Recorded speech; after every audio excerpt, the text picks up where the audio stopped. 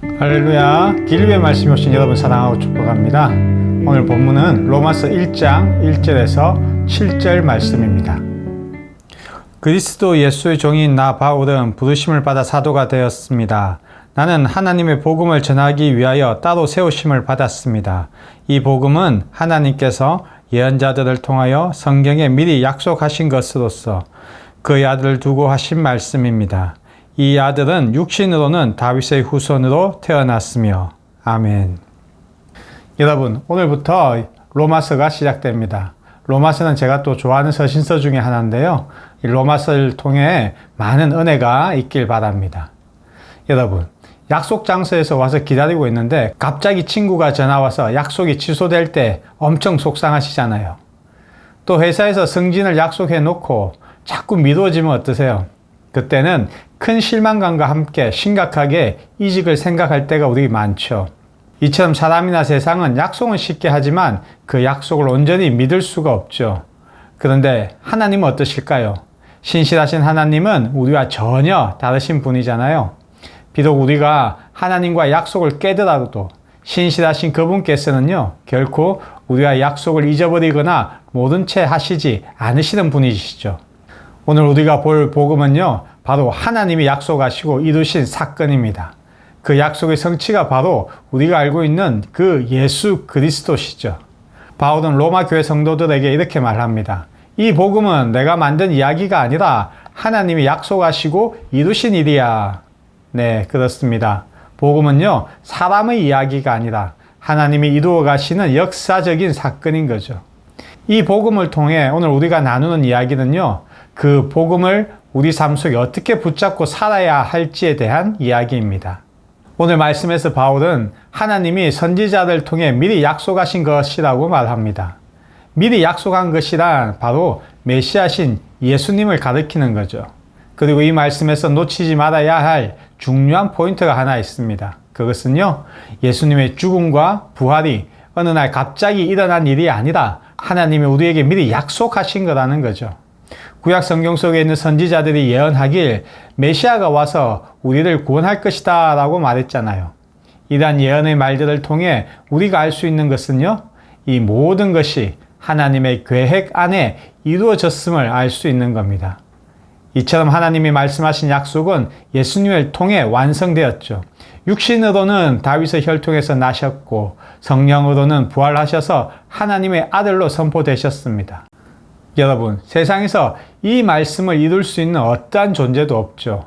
온전한 사람으로 온전한 하나님으로 계실 수 있는 분은 오직 하나님이신 예수 그리스도 뿐이시죠.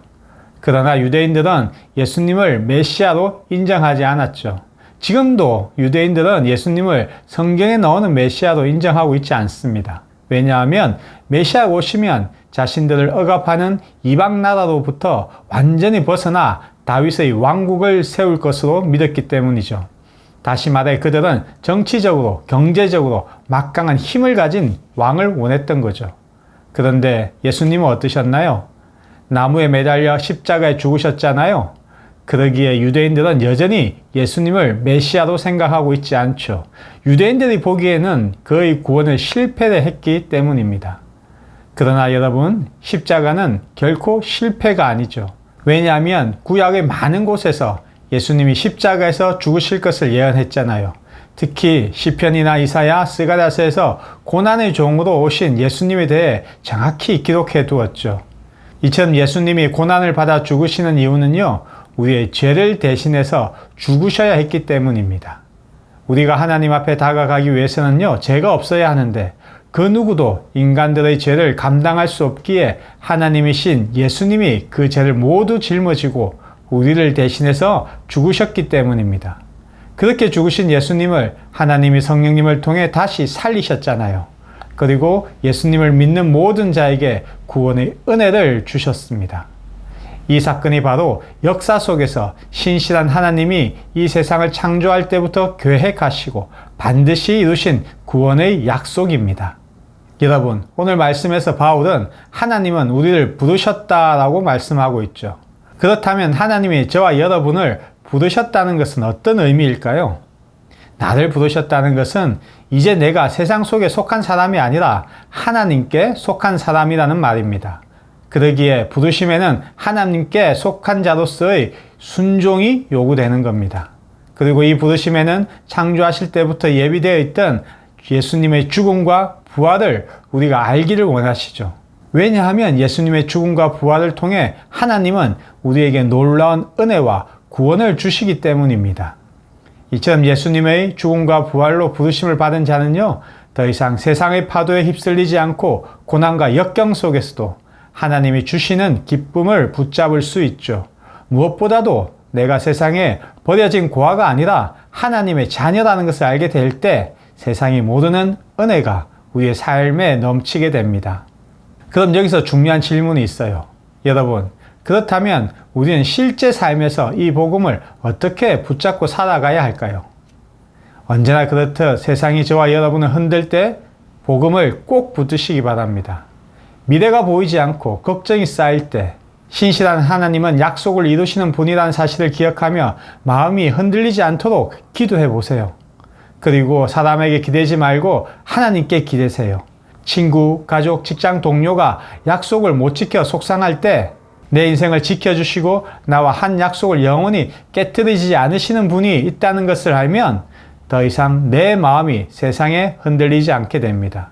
또 매일 일상 속에서 복음을 기억하세요. 힘들고 지칠 때 예수님이 이미 나를 위해 약속을 이루셨고 내 삶은 이제 세상이 아닌 영원히 주님과 함께 한다라는 사실을 선포하면 그 순간 우리의 마음이 달라지죠. 선포하는 순간 불평이 아니라 감사로 살아가는 힘이 나게 됩니다. 여러분, 세상은 끊임없이 변하고 사람의 약속은 쉽게 깨어집니다. 하지만 복음은 어때요? 결코 변하지 않죠. 이 복음은 세상을 창조하신 하나님이 약속하시고 그 약속을 예수님이 성취하시고 성령님을 통해 이루어 가시는 겁니다. 우리의 구원과 소망의 근거인 이 복음을 위해 저와 여러분의 신앙이 굳게 서야 합니다. 그럴 때 고난과 걱정 속에서도 흔들리지 않고 소망과 기쁨으로 하루를 살아갈 수 있게 됩니다. 사랑하는 길교회 가족 여러분, 오늘 저와 여러분의 삶을 이 복음 위에 한번 세워보지 않으시겠습니까? 여러분의 작은 믿음 하나면 충분합니다. 하나님은 반드시 이루시는 분이시니까요. 오늘도 이 복음 위에 우리의 삶을 세워나가는 축복받는 길교회 가족 모두가 되시길 축복합니다. 오늘도 힘내세요. 사랑하고 축복합니다.